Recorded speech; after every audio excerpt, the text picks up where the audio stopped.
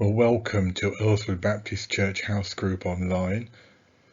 This week we have some quite puzzling comments of Jesus to consider. We're going to look at the first half of Mark chapter 8, and I think this is very much the central and pivotal chapter in Mark, and that will come out as we look at the second half.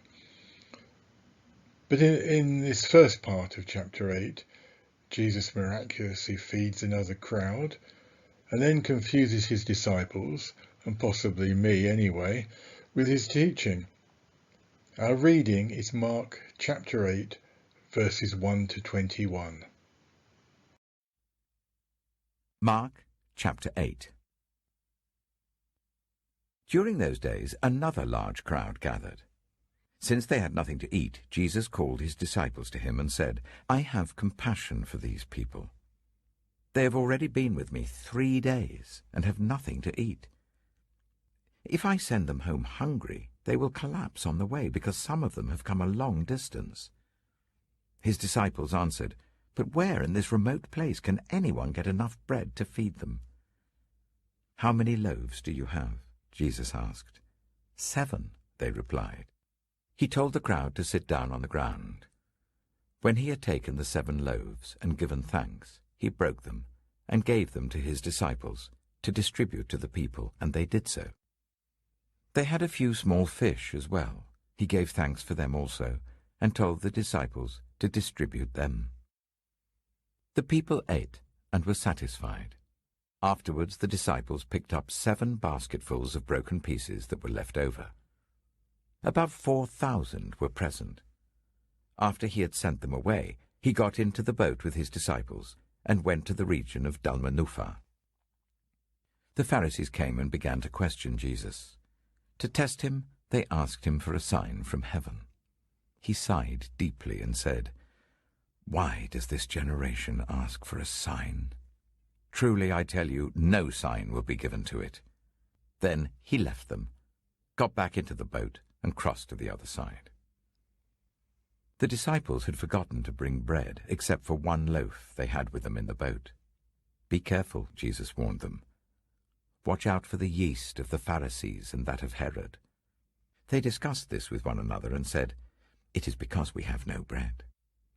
Aware of their discussion, Jesus asked them, "Why are you talking about having no bread? Do you still not see or understand?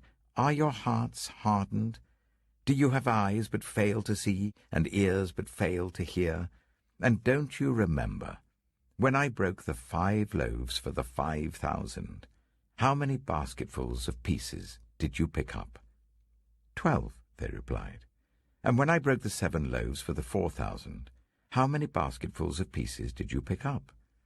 They answered, 7. He said to them, "Do you still not understand?"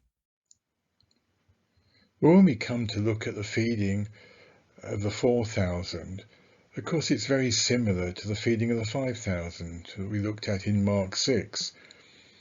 Perhaps the differences are that it's in a perhaps more Gentile location. It's more up in the northern wilds, but there are plenty of Jews there.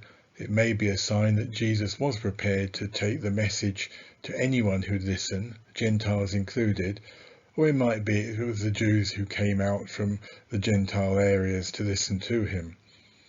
But certainly it was a remote place. There were no villages nearby where, feeding the 5,000, Jesus suggests that they go off and find food elsewhere.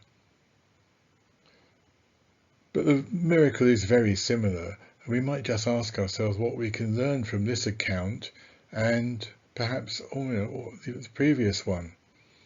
Here we find that Jesus has been ministering for 3 whole days. Probably, I don't know whether he was teaching all the time, or teaching and healing and just taking time out at times. But it does remind us that when we read the Gospels, they really are edited highlights. Jesus said much more. He probably taught the same thing over and over again, which might explain why there are sort of slight differences sometimes between the Gospel accounts. They really are a match of the day, the edited highlights of all of his 3 years of ministry. Then we come to the very simple but obvious point that Jesus cares for the practical and simple needs of his followers. Here he's going into the greatest battle he's ever going to face as he approaches the cross, and yet he's prepared to look after those who follow him and feed them. But having said that, it was his disciples that had to do the practical caring. They were the ones who had to have the faith to go and take the bread and share it round. And finally, we might remember that our resources can never meet all needs. It's far too tempting to think that we're good enough to cater for people. On the other hand, we might think that we've got no hope of ever meeting any needs, but we know that Jesus can. Then the Pharisees come again on the scene. And the question there is, what sign would you like to see? You've seen healings, you've seen miracles, feeding of multiplication of food. Isn't this string of miracles enough to show that there's something quite special going on? But perhaps we can all be like that. We always want to see God doing more in the church, and it would be great to see more healings, more miracles.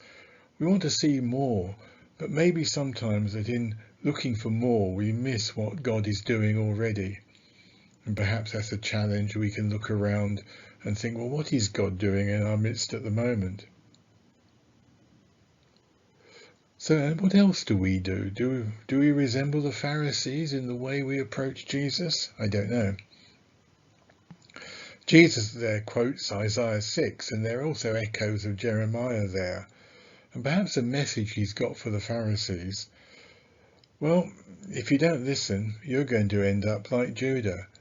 And perhaps this is where Jesus sees what lies ahead, both the cross and the condemnation he's going to receive, and then the destruction of Jerusalem by the Romans in the future. Perhaps we might ask ourselves, can we be like the Pharisees? And what do we do that Jesus would say, well, how are you going to end up if you carry on like this? And then we come to the bit where I have infinite sympathy with the disciples, because when Jesus starts quoting all these numbers, I've never been entirely sure what he's talking about.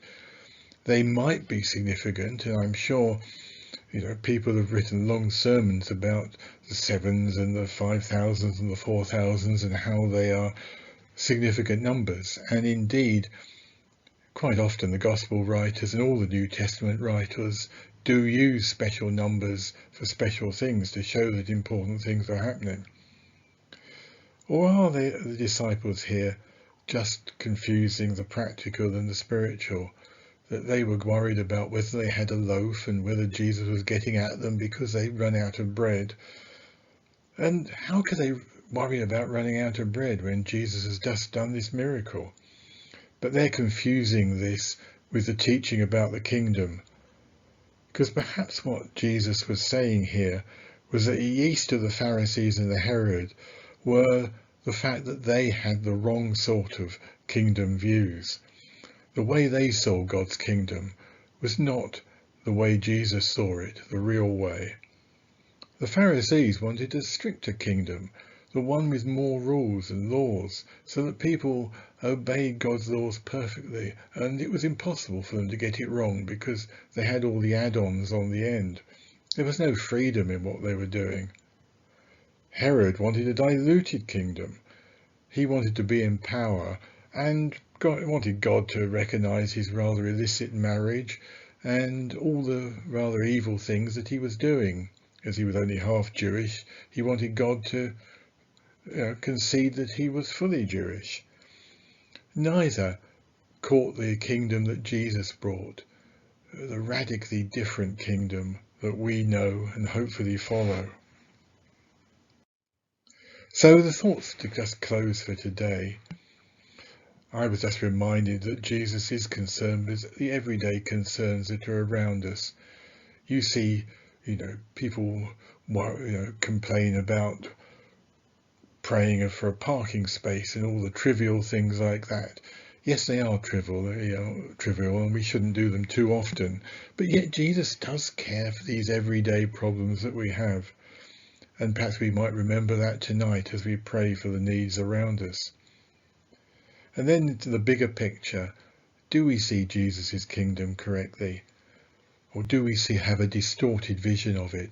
And I think the second half of chapter 8 will look into this in more detail. So I hope that's given you a few thoughts at home to mull over, and I'm sure we will have a good chat about something completely different in online house group. And we'll see you back online in a couple of weeks.